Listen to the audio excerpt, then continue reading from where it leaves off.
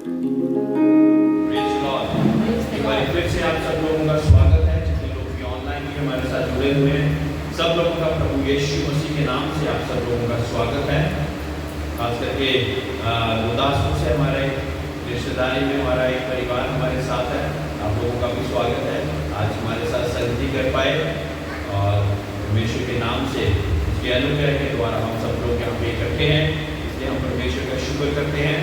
बहुत से लोग जिनके घर पे विजिट करी, आज बारिश की वजह से उन लोगों की कॉल्स आई कि वो पहुंच नहीं पाए, लेकिन परमेश्वर वीडियो के माध्यम से और दूसरे माध्यम से उनको सिखाए और अपने में और ज़्यादा आगे बढ़ाए। प्रेज़ लॉर्ड, है ना।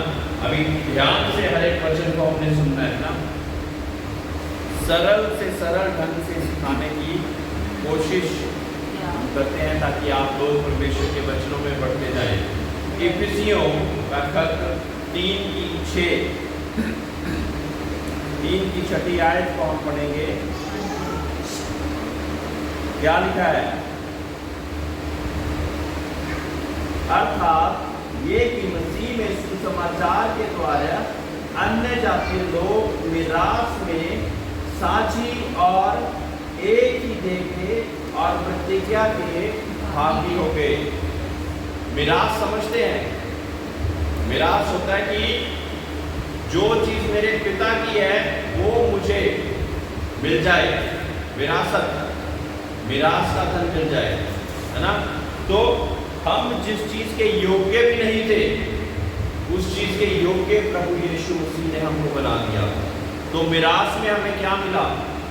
विश्वास ही के द्वारा अनुग्रह के साथ उद्धार। उद्धार के साथ क्या है कि हम परमेश्वर यीशु मसीह के स्वर्गराज में पहुंचने के योग्य ठहर गए। जितनों ने विश्वास किया। हमारी योग्यता क्या है? बहुत बड़ा बकरा चढ़ाना, मुर्गे चढ़ाना, ऐसी चीजें नहीं, लेकिन क्या है हमारी योग्यता? विश्वास। जितनों ने विश्वास किया वो परमेश्वर के बेटे और बेटियां बनने के अधिकारी हो गए। Praise Lord. बेटे और बेटियां बनने के अधिकारी हो गए। यीशु मसीह के द्वारा हम पर जो अनुग्रह हुआ, वो अनुग्रह किस कारण हुआ?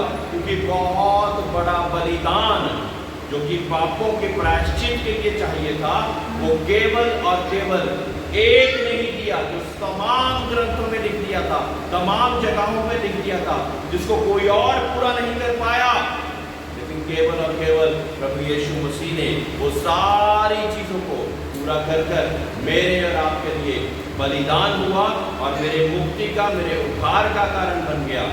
अब जब हम विश्वास करते तो हम पर वही अनुग्रह परमेश्वर का आ जाता और हम मिरास के साथ उस विरासत में शामिल हो जाते हैं जो कि प्रभु यीशु में है।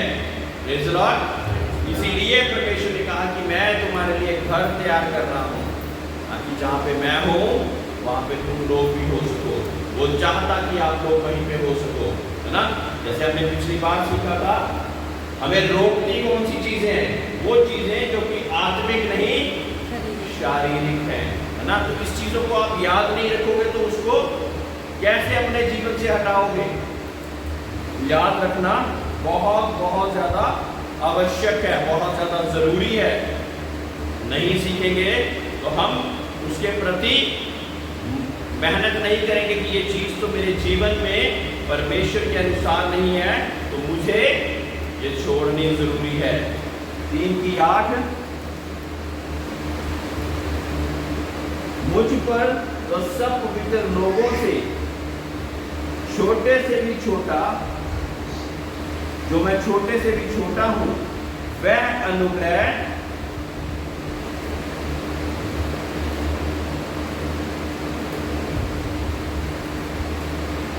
मुझ पर जो सब पवित्र लोगों में से छोटे से भी छोटा हूँ, ये अनुग्रह हुआ कि मैं अन्य जातियों को मसीह के अगम्य धन का सुसमाचार सुनाऊं।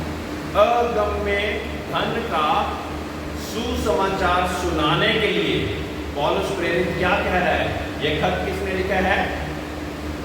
पौलुस प्रेरित ने इफिसियों के नाम इफिसियों क्या है, जैसे ये जगह है रामगढ़ दाऊद, वैसे ही एक जगह था इफिसियों की कलीसिया के नाम ये पौलुस प्रेरित ने ये खत लिखा है ताकि उनको परमेश्वर के नाम से आशीषित कर सके। और इतना बड़ा दास होने के नाते क्या कह रहे हैं कि मैं सब प्रेरितों से छोटे से भी छोटा हूं, और ये अगम्य ज्ञान को मैं आप लोगों के बीच में बताने के काबिल हो गया हूं। कैसे काबिल हुआ? पहले वो पौलुस प्रेरित क्या किया करता था? लोगों को जो कि परमेश्वर की सुसमाचार सुनाते हैं उनको घरों में से निकाल के मारा करता था। लेकिन एक दिन दमस्क के रास्ते में परमेश्वर ने दर्शन देकर उसको कह दिया कि तू मुझे क्यों सताता है? तो उस रोशनी से पौलुस ने पूछा कि तू कौन है? पहले साउल कहलाया करता था। वो कहता कि मैं परमेश्वर यीशु मसीह हूँ जिसको तू सता रहा है। और वो सता प्रभु यीशु मसीह तो स्वर्ग में जा चुके थे, किनको सता रहा था? प्रभु यीशु मसीह के जनों को। तो जब प्रभु यीशु मसीह के जनों को सता रहा था तो वो दर्द प्रभु यीशु मसीह भी उसको महसूस कर रहे थे, इसलिए कहा कि तू मुझे क्यों सताता है? तो उसके बाद उसने हाथ जोड़कर परमेश्वर के सामने समर्पण कर दिया, और उसके बाद बहुत बड़े बड़े काम करे, बहुत बड़े बड़े काम करे। इतने बड़े काम करने के बाद भी अपने को क्या कह रहा है? मैं छोटे से भी छोटा दास हूं परमेश्वर का, है ना। हमें 2 पल का ज्ञान हो जाता तो हम क्या कहते हैं कि हम तो बहुत बड़े हो गए, है ना, महात्मा हो गए। लेकिन पौलुस प्रेरित जिसके द्वारा परमेश्वर बहुत सारे कार्यों को ले रहा था, तो क्या कहता? मैं छोटे से छोटा दास परमेश्वर का प्रेरित होकर मैं उस अगम्य ज्ञान अन्य जातियों के बीच में भी दे रहा हूँ। सभी लोग जो यहाँ पे बैठे एक समय में अन्य जातियों में से ही थे। अन्य जाति जो कि प्रभु यीशु मसीह या सच्चे परमेश्वर को नहीं मानते, जो मूर्ति पूजा करते हैं या ऐसी अलग अलग चीजों में पड़े हुए हैं, सृष्टि को छोड़, सृष्टिकर्ता को छोड़, सृष्टि को जिन्होंने पूजना शुरू कर दिया है, वो सभी लोगों के बारे उनको अन्य जातियां कहते हैं। उन अन्य जातियों के बीच में भी परमेश्वर का अनुग्रह नहीं होना था, लेकिन प्रभु यीशु मसीह के द्वारा हो गया।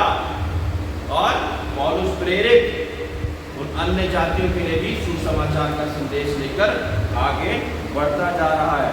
3:16 पढ़ेंगे बराबर से। कि वह अपनी महिमा के धन के अनुसार तुम्हें ये दान दे कि तुम उसके आत्मा से अपने भीतरी मनुष्यत्व में सामर्थ पाकर बलवान होते जाओ।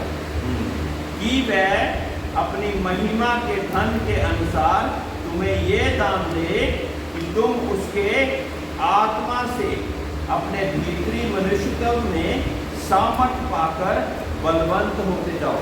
तो हमारे भीतरी मनुष्यत्व में अगर हमको सामर्थ चाहिए तो क्या होना चाहिए हमारे जीवन में?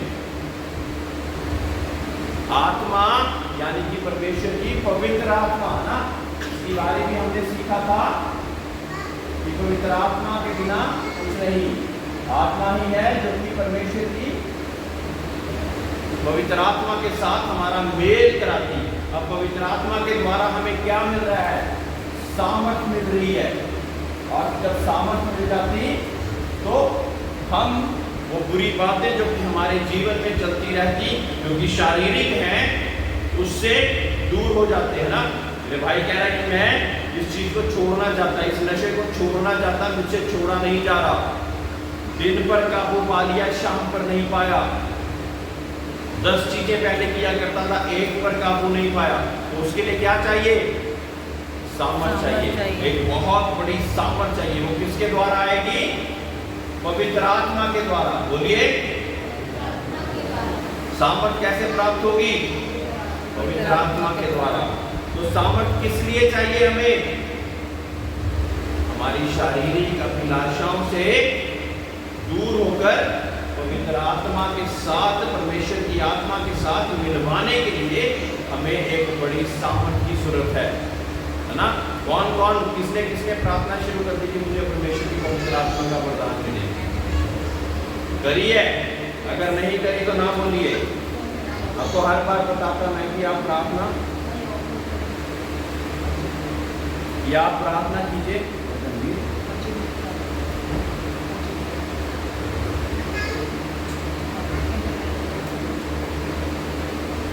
परमेश्वर की आत्मा के द्वारा ही हम उस सामर्थ्य को प्राप्त करते हैं जिससे हम विश्वास के योग्य ठहरे। ठीक है, नहीं तो हम जितनी भी कोशिश करते जाएंगे फिर भी शारीरिक कामों की ओर दौड़ते जाएंगे, है ना। लेकिन जब परेशानी आएगी तब हम कहेंगे कि परमेश्वर को भी अब हमारा याद करना जरूरी है। और 3:19 में और क्या लिखा है, और मसीह के उस प्रेम को जान सको जो ज्ञान से परे है, कि तुम परमेश्वर की सारी भरपूरी तक परिपूर्ण हो जाओ। अब पवित्र आत्मा के द्वारा एक तो हमें सामर्थ्य मिल रही है, एक क्या मिल रहा है, प्रेम की परिपूर्णता मिल रही है, जो कि प्रभु यीशु मसीह ने हमें दी। प्रेम की परिपूर्णता, प्रेम की परिपूर्णता मिल रही है। परमेश्वर के प्रेम की परिपूर्णता मिल रही है ताकि हम प्रभु यीशु मसीह के अनुसार चल सकें। प्रेम की परिपूर्णता अगर हमारे जीवन में होगी तो हम क्या करेंगे,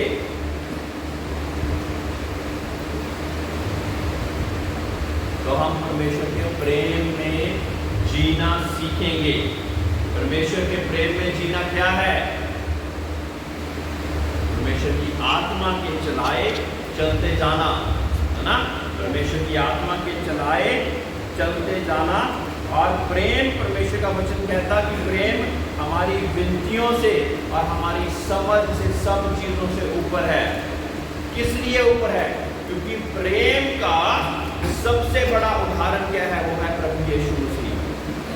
प्रभु यीशु मसीह हमारे अयोग्यता में भी हमें योग्य बनाने के लिए उसने प्रेम किया। तो सबसे ऊपर क्या हो गया, प्रेम। सबसे ऊपर क्या हो गया, वो प्रेम हो गया जो कि प्रभु यीशु मसीह ने हमें किया। परमेश्वर का वचन कहता है कि जब हम पापी ही थे तब प्रभु यीशु मसीह ने हमारे लिए जान दी। हमारी अपनी योग्यता नहीं, लेकिन वो योग्यता जो कि परमेश्वर की है, उसी के द्वारा उसने अपने इकलौते पुत्र को भेज दिया ताकि जो कोई इस पर विश्वास लाए वो नाश ना हो परंतु अनंत जीवन को पाए। Praise Lord, hallelujah. इसलिए सब चीजों से ऊपर प्रेम है।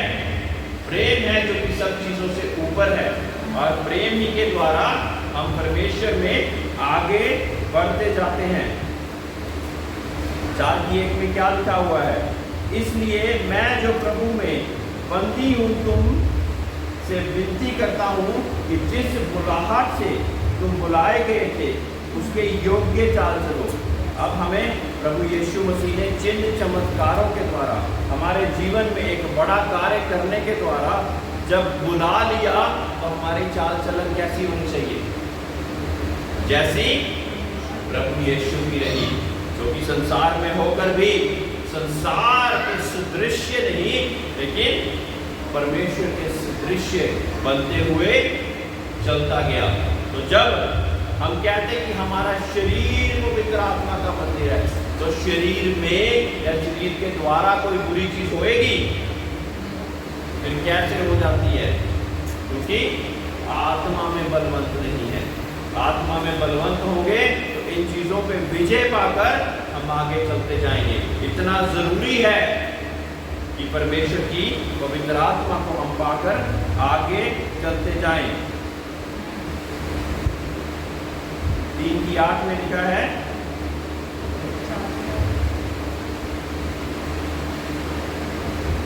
4:8 में, इसलिए वह कहता है वह ऊंचे पर चढ़ा और बंदियों को बांध ले गया और मनुष्यों को दान दिए। वो ऊंचे पे चढ़ा दिया गया, यानी कि क्रूस पे चढ़ा दिया गया।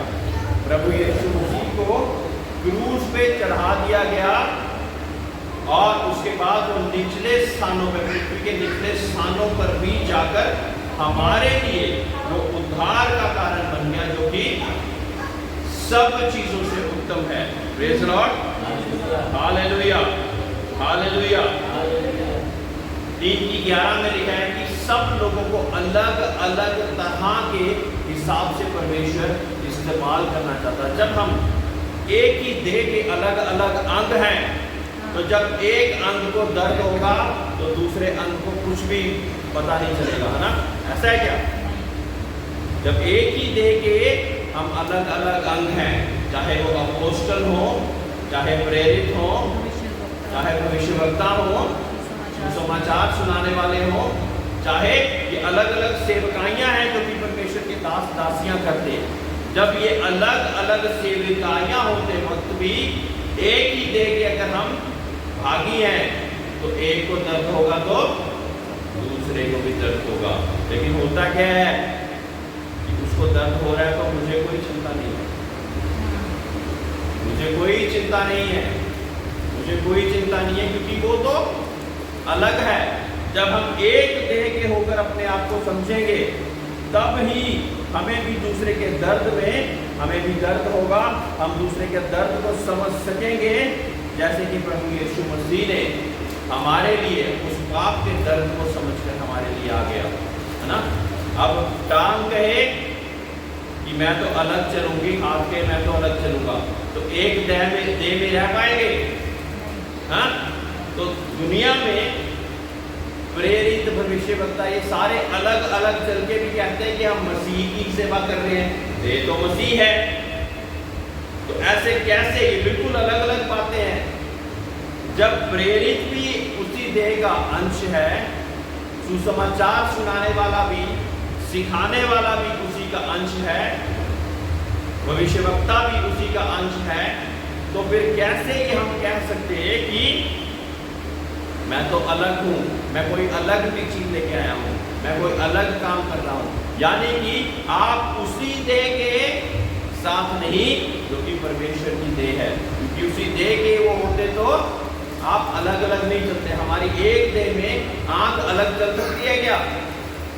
कान अलग ही चल पड़े, जो सुनने वाले हैं वो अलग ही चल पड़े, जो देखने वाले हैं जिनको परमेश्वर आत्मा के द्वारा दिखाता है वो अलग चल पड़े और कहे हम उस देह के नहीं। ऐसा नहीं हो सकता। हम कहते तो मसीह के देह के ही अपने आप को हैं, लेकिन करते कुछ और ही। ये समय है कि हम अपने आप को बहुत ही अच्छी रीति से सुधारें। 3:24 में लिखा है कि ठग विद्या में मत जाओ। 4:24 सॉरी, क्या लिखा है? और नए मनुष्य को पहन लो, जो परमेश्वर के अनुरूप सत्य की धार्मिकता और पवित्रता में सृजा गया है। 3:14 पढ़ी आपने? 24 4:14 नहीं 24 14 पढ़ी। ताकि हम आगे को बालक ना रहे, जो मनुष्यों की ठग विद्या और चतुराई से, उनके भ्रम की युक्तियों के और उपदेश के हर एक झोंके से उछाले और इधर उधर घुमाए जाते हों। तो किसी भी ऐसी विद्या जो कि ठग विद्या, यानी कुछ ठग विद्या भी होगी कि बस ठगी मारने के लिए विद्या दी जा रही है, ज्ञान दिया जा रहा है, तो उस विद्या से सतर्क रहने के लिए परमेश्वर का वचन कह रहा है ना। उस विद्या से सतर्क रहकर हमने परमेश्वर में आगे बढ़ते जाना है, ठीक है। अब सारी देह, फिर दोबारा 16 में देह के बारे में बताया, 3:16 पढ़े। जिससे सारी देह हर एक जोड़ की सहायता से एक साथ मिलकर और एक साथ गठकर उस प्रभाव के अनुसार जो हर एक अंग के ठीक ठीक कार्य करने के द्वारा उसमें होता है, अपने आप को बढ़ाती है कि वह प्रेम में उन्नति करती जाए। प्रेम में उन्नति करते जाना है। और एक ही देह के हम जब पार्ट हैं, एक ही देह के जब हम अंग हैं, तो ऐसा नहीं कि हम सब लोग अलग अलग ही चलते जाएंगे अपने अपने अनुसार, अपनी अपनी ऑर्गेनाइजेशन, अपनी अपनी मिशन, अपनी अपनी दीवारों को खड़ा कर कर हम उस हिसाब से नहीं चल सकते। अगर हम कहते हैं कि हम मसीह में हैं और मसीह की एक पवित्र शास्त्र के अनुसार नहीं चल रहे, तो हम अपनी ही शिक्षा को लोगों के बीच में डालते हैं, प्रभु की शिक्षा को नहीं डालते हैं। प्रभु की शिक्षा ने तो क्या कहा कि आंख, कान, नाक सब अलग अलग कार्य होने के बावजूद भी एक ही देह के अंग हैं, जोड़ जुड़ते हैं। इसमें साइड में लिखा कि जोड़ जुड़ते हैं, तभी तो इसके साथ ये जोड़ जुड़ा तभी तो हाथ आया, हाँ, इसके साथ ये जोड़ जुड़ा तभी तो सिर आया। तो ये अलग चले जाए, वो अलग चल जाए, जुड़े हुए ही नहीं है अगर, तो परमेश्वर के सहभागी हम अपने आप को नहीं कह सकते। 4:25 को पढ़ेंगे हम। इस कारण झूठ बोलना छोड़कर अब क्या करना है? झूठ बोलना छोड़कर झूठ बोलना बोलते रहना है, हाँ? कौन कौन बोलता है झूठ? हैं? कौन कौन बोलता है? अपना बताना है, अपना दूसरे का नहीं बताना। अपना बताइए। बोलते हैं ना, छटना है वो, हैं? नहीं बोलते हैं, छटता है, ठीक है? क्योंकि ये झूठ का स्वभाव किसका है? शैतान का, दुष्ट का। शैतान जो इसका पिता है। झूठ बोलने का पिता कौन है? पिछली बार ये बताया था शारीरिक बातों में, है ना? व्यभिचार का पिता कौन है? क्रोध का पिता कौन है? हाँ, हमें बड़ी जल्दी से क्रोध आ जाता और हम कहते हैं हम परमेश्वर के जन हैं। हाँ, आगे पढ़िए, 25 के बाद आगे पढ़िए। हर एक अपने पड़ोसी से सच बोले, क्योंकि अपने पड़ोसी से हर एक व्यक्ति सच बोले। सच बोले। क्या बोले? सच बोले, है ना? क्योंकि हम आपस हम में एक सोचते हैं दूसरे ठगी के मारने, झूठ बोलने, कहीं गए हैं तो कुछ का कुछ और बोल दे। ऐसा हमारे साथ अक्सर होता रहता। आप घर पे हैं, हम आपके घर पे प्रार्थना आना चाहते हैं, वो कहते हैं हम यहाँ नहीं, हम कहीं और हैं। अगर कहीं हम आ रहे हैं, हम पार्टी करेंगे, बोलेंगे हम जहाँ पे भी हैं वापिस आ जाएंगे, तुम्हारे साथ पार्टी करेंगे। ऐसा है दुनिया, हाँ? तो झूठ बोलना अपने स्वभाव से निकालना है। छोटी छोटी चीजों को निकालते जाएंगे तभी परमेश्वर के सदृश्य बन पाएंगे। आगे, क्योंकि हम आपस में एक दूसरे के अंग हैं। आपस में एक दूसरे के अंग हैं, तो एक अंग दूसरे अंग से झूठ बोल सकता है क्या? कितनी गहरी बात बता दी परमेश्वर ने, हाँ? तो हम एक दूसरे के साथ झूठ बोलते हैं तो हम एक के अंग नहीं हुए ना, एक ही देह के अंग नहीं हुए। एक अंग दूसरे अंग के साथ झूठ बोल ही नहीं सकता, क्योंकि एक ही तो देह है। झूठ बोलेगा तो उस देह को पता लगेगा, तो झूठ बोलने का क्या फायदा? आगे, क्रोध तो करो पर पाप मत करो। अब कई जगह पे हल्का सा क्रोध किसी बात पे, गलत बात पे आ जाता, लेकिन परमेश्वर का वचन क्या कहता कि क्रोध तो करो लेकिन पाप मत करो। अब क्रोध पाप में कब बदल जाता है? जब हम शाम से उसको आगे लेके चल जाते हैं। किसी पे गुस्सा आ गया बहुत ज्यादा, वैसे तो आना नहीं चाहिए, आ गया तो शाम तक उसको निपटा लेना है, उसके आगे रात नहीं पड़ने देनी, क्योंकि उससे क्या होगा? देखो आगे क्या लिखा है, सूर्य अस्त होने तक तुम्हारा क्रोध ना रहे। सूर्यास्त होने तक तुम्हारा क्रोध ना रहे। आगे, और ना शैतान को अवसर दो। क्रोध रहेगा तो शैतान को अवसर मिलेगा। सबसे बड़ी बात यह है कि जब क्रोध रहेगा तो क्या होगा? शैतान को अवसर मिल जाएगा। हाँ, वैसे तो परमेश्वर कहता है कि क्रोध ना करो, लेकिन क्रोध मनुष्य होते हुए अगर आ भी गया आपको, तो कहते हैं कि शाम से पहले उसको सुलझा लो, क्योंकि अगर नहीं सुलझाओगे तो पाप हो जाएगा और दुष्ट को अवसर मिल जाएगा। दुष्ट को अवसर मिलेगा तो अलग अलग ख्याल आपके माइंड में और डालेगा, तू ये कर दे, उसने ऐसा करा, तू ये कर दे, तू ये कर दे, तू वो कर दे, और उससे क्या होगा? आप दुष्ट की दुष्टताई में बढ़ते जाएंगे और परमेश्वर में नीचे होते जाएंगे। आगे, चोरी करने वाला फिर चोरी ना करे। चोरी करने वाला चोरी ना करे। कौन सी आंख देखती है जब कोई भी आंख नहीं देखती? परमेश्वर की आंख, है ना, क्योंकि वो तो सब कुछ देखता है। आगे, वरन भले काम करने में अपने हाथों से परिश्रम करे। भले काम करने के लिए अपने हाथों से परिश्रम करे। अपने हाथों से भले काम करने का आपने परिश्रम लगातार करते रहना है। भले काम क्या आप इसलिए करेंगे कि दूसरा भी भले काम करता है? बताइए। वचन में कहा कि अगर कोई आपके साथ अच्छाई कर रहा है तो उसी के साथ अगर आप अच्छाई करी, तो ऐसा तो चोर डाकू भी करते हैं, कोई बड़ा काम नहीं कर रहे आप, उनसे अलग नहीं है आप। अगर हम परमेश्वर के जन हैं तो क्या करना पड़ेगा?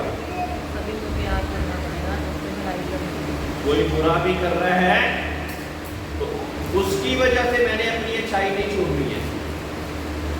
हाँ, उसकी वजह से हमने अच्छाई नहीं छोड़नी है। कल एक घर में विजिट करने पे गए और वो व्यक्ति को परिवार बहुत ज़्यादा दुखी था। जब बहुत ज़्यादा दुखी था तो कहता कि एक व्यक्ति हमें गालियाँ निकाल के चले गया, मास्टर जी मैं सोच रहा हूँ कि उसको किसी ने जवाब नहीं दिया, मैं उसको जवाब दे के आऊँ। मैंने क्या कहा उनको, मैं क्या उसके पास जो था उसने आपको दे दिया, अब आपके पास जो है, जो आपके पास है वो देने का समय है। आप क्या दोगे? अगर आपके पास परमेश्वर है, परमेश्वर का प्रेम है, उसका आनंद है, तो आप क्या दोगे? जो कुछ अंदर होगा वही तो बाहर निकालोगे। अगर अंदर कूड़ा भरा हुआ है तो बाहर क्या निकालोगे? कूड़ा ही निकालोगे, है ना। एक मैं गार्बेज ट्रक की स्टोरी, कूड़े वाला ट्रक होता है ना, उसकी स्टोरी सुनाता हूँ। जब वो चलता है ना तो कूड़ा इधर उधर गिरता रहता है, उसके साथ कोई टकराता है तो क्या गिरेगा? कूड़े के ट्रक के साथ कोई टकराएगा तो क्या गिरेगा? कूड़ा ही गिरेगा, कुछ और गिरेगा क्या? फूल तो नहीं गिरेंगे। बता दीजिए। अब जब परमेश्वर के लोग हैं, जिसके अंदर परमेश्वर उसका प्यार भरा हुआ है, परमेश्वर की वो सारी अच्छी बातें भरी हुई हैं, जब उसके साथ कोई टकराएगा तो क्या होगा? हाँ, क्या गिरेगा? चंदन भाई क्या गिरेगा? अच्छी बातें ही वापस आएंगी, है ना। हमें क्या बोला गया है कि अच्छाई से बुराई को जीत लो। दुनिया के सारे लोग क्या कर रहे हैं? बुराई से बुराई को जीतने की कोशिश कर रहे हैं। ये गलत सिद्धांत है, ऐसा हो ही नहीं सकता। बुराई से कभी कोई इंसान बुराई को जीत पाया? कोई जो बहुत बुरा उसके साथ भी बहुत ज्यादा बुरा कर दो तो वो अच्छा हो जाएगा, ऐसा हुआ कभी? बुराई पर विजय किसने पाई? अच्छाई ने, है ना। सब जगह पे क्या लिखा हुआ है? सब ग्रंथों में क्या लिखा हुआ है? बुराई के ऊपर किसने विजय पाई? अच्छाई ने। बुराई पर बुराई ने विजय पाई नहीं। तो जब आप बुरा करते हैं तो उसके साथ और बुरा करके हम उस पर विजय थोड़ी पा लेंगे। ये परमेश्वर का सिद्धांत नहीं है। हाँ जी, आगे बढ़िए। कोई गंदी बात तुम्हारे मुंह से ना निकले। कोई भी गंदी बात हमारे मुंह से ना निकले। लगातार चलते फिरते, कितनी बारी मैंने अपने कलीसिया के लोगों को भी बोला, एकदम से गाली, छोटी मोटी गाली निकल जाती है, मतलब शांत रहिए, चर्च में तो रुकिए। क्यों निकल रही है वो गंदी बात? आपको पता है कि परमेश्वर के वचन में क्या लिखा है? परमेश्वर का वचन क्या कहता है कि आपकी जुबान में मौत और जीवन की कुंजियां हैं। चाहे तो आप मौत को चुन लीजिए, चाहे जीवन को चुन लीजिए। जीवन को कैसे चुनेंगे? अच्छी बातों को बोलकर। मौत को कैसे चुनेंगे? वो गालियां देकर, वो सारी गंदी बातों को बोलकर। आप बोल तो दूसरे के लिए रहे हैं, लेकिन अपने शरीर पर भी उस दुष्ट जो ये सारी गंदी बातों का पिता है, उसको अपने शरीर पे भी अधिकार देते जा रहे हैं। तो क्या करना है? अधिकार केवल परमेश्वर का। परमेश्वर ने खून देकर, आखिरी कतरा बहाकर मेरे और आपके लिए जान दे दी, ताकि खरीद लिया हमने पूरी पेमेंट देके। जब पूरी पेमेंट देके खरीद लिया होता है तो हम किसी और के यहाँ अपने भी नहीं रह जाते। कोई चीज हम कोल्ड ड्रिंक लेने जाते हैं तो कोल्ड ड्रिंक 100 रुपए की है तो 100 रुपए दे दिए, तब दुकानदार कह सकता है कि ये मेरी है? हाँ, नहीं कह सकता। अगर कुछ रह जाएगा, अगर 80 80 रुपए दिए होंगे फिर कह सकता है। इसी तरह होता है कि हम पूरी रीति से अपने पाप का स्वभाव नहीं छोड़े होते, इसलिए दुष्ट अधिकार दिखाता है, ये तो मेरे जैसी बातें करता है, ये परमेश्वर तेरा कहाँ से होगा, ये तो क्रोध करता है, ये तो झूठ बोलता है, इसके मुंह से तो गंदी बातें निकलती है। परमेश्वर फिर आप कैसा कह सकते हैं कि ये आपका है? किसके बनना है हमने? किसके बनना है? परमेश्वर के। किसके बनना है? परमेश्वर के ना। बस खत्म करने वाले हैं, आप बढ़े आगे बढ़े। और आवश्यकता के अनुसार वही निकले जो उन्नति के लिए उत्तम हो, ताकि उससे सुनने वालों पर अनुग्रह हो। आवश्यकता के अनुसार वही निकले जो कि दूसरे की उन्नति का कारण बन सके। उन्नति कौन सी है? उन्नति है आत्मिक उन्नति। परमेश्वर के नाम से कुछ ऐसी उन्नति की बातें जिससे उसका उद्धार हो सके, उसके जीवन में बड़ा कार्य आ सके। मैं बहुत सी मरतबा ये उदाहरण देता आपके सामने दोबारा उदाहरण दूंगा कि जहाँ पे मैं कॉर्पोरेट में जॉब किया करता था पहले, एक व्यक्ति के पास गया, मैं तब गाड़ी ऑफिस की छोड़ती थी और लेके जाती थी।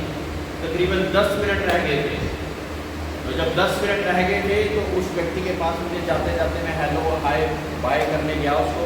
वो व्यक्ति से मैंने पूछा क्या हाल है तेरे? कहता बहुत बुरा हाल है, कंपनी मुझे निकालने वाली है, मेरे प्रोसेस को, मेरे उसको जिस चीज़ में मैं एक्सपर्ट हूँ वो काम नहीं मुझे दे रही, और दूसरे में मुझे बहुत सारी चीज़ें मेरे को करवाना चाह रही है और मैं वो कर नहीं पा रहा, इस कारण मुझे ये निकाल देंगे।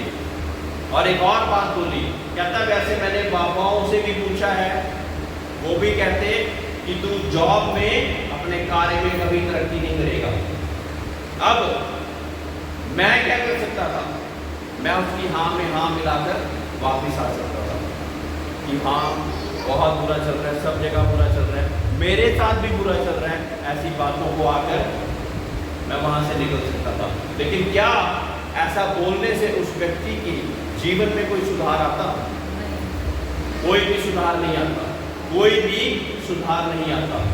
तो एकदम से उतने ही समय में परमेश्वर ने मुझे जो शब्द दिए मैंने उसको बोल दिए। क्या बोला? मैं क्या ये बाबाओं का और ये तकदीरों का जो खेल है, इसके भी ऊपर एक प्रभु है जो कि आपको इन सारी चीजों से ऊपर अधिकार रखने वाला है, ये सारी चीजों को चंगा कर देगा। तो कहता है ये क्या बोल गया?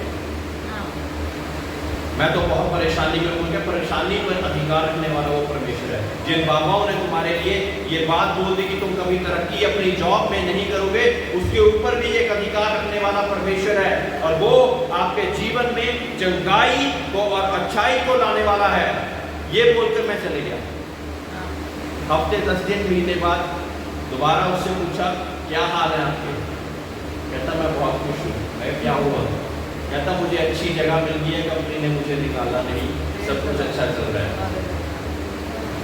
अब उसको ये खुद समझने की जरूरत थी कि जो वो बाबाओं ने बोला था वो सही था, या जो वो परमेश्वर जो कि हमारी किस्मत को बनाने वाला, उसकी भी तकदीर को लिखने वाला, जिसके हाथ नहीं होते, हाथ पढ़ के तकदीरों को बताने वाले लोग दुनिया में, लेकिन परमेश्वर वो जो कि जिसके हाथ नहीं होते, उसकी भी बहुत अच्छी तकदीर बनाने वाला परमेश्वर है। हमारे जीवनों में वो बड़े कार्य को करने वाला परमेश्वर है। इसलिए हमारे मुख से गंदी बात नहीं निकलनी चाहिए। एक दूसरे की उन्नति के लिए हम कुछ ना कुछ बोलते रहे। जो कोई कहे मैं बीमार हूँ, मैं बीमार हूँ, बीमार हूँ, आप उसके साथ यही बोलते रहे कि मैं भी बीमार हुआ था, ये बीमारी तो मुझे कितने दिन तक चली थी, किसी डॉक्टर के पास इसका हल नहीं था, तो उसके दिल में कोई शांति नहीं आएगी। क्या बोलना चाहिए हमें? इस बीमारी पर अधिकार रखने वाला वो सिरजनहार है जो कि डॉक्टरों जो कि स्टडी कर रहे हैं ना, उनसे भी ऊपर वो ज्ञान रखने वाला परमेश्वर है, जिसने एक एक अंग को हमें बहुत ही अद्भुत रीति से सृजा है। वो जानता कि किस अंग को कैसे चंगा करना है। मैं आपके लिए प्रार्थना करूंगा। क्या मैं आपके साथ प्रार्थना करूं कि आपकी ये बीमारी, ये लाचारी, ये परेशानी चंगी हो जाए, और उसके हाँ बोलने पर आप प्रभु यीशु मसीह के नाम से उसके जीवन उनके लिए प्रार्थना विनती कर सकते हैं। Praise the Lord, hallelujah. आज कुछ और नहीं तो ये बात जरूर सीख के जाएं कि मेरे मुंह से कोई गंदी बात नहीं निकलेगी। एक बात ये, और दूसरी बात ये कि जब भी मैं किसी व्यक्ति से मिलूंगा और वो परेशानी में, मुसीबत में, बीमारी में है, तो मैं कुछ अच्छा उसके जीवन में बोलने की कोशिश करूंगा। चाहे एक ही शब्द बोल दीजिए, मुंह के शब्दों की फिर आप ताकत को देखिए कि प्रभु यीशु मसीह के नाम से मैं कहता हूं कि आपकी बीमारी चंगी हो जाए, यीशु के नाम से। आइए सभी लोग खड़े हों।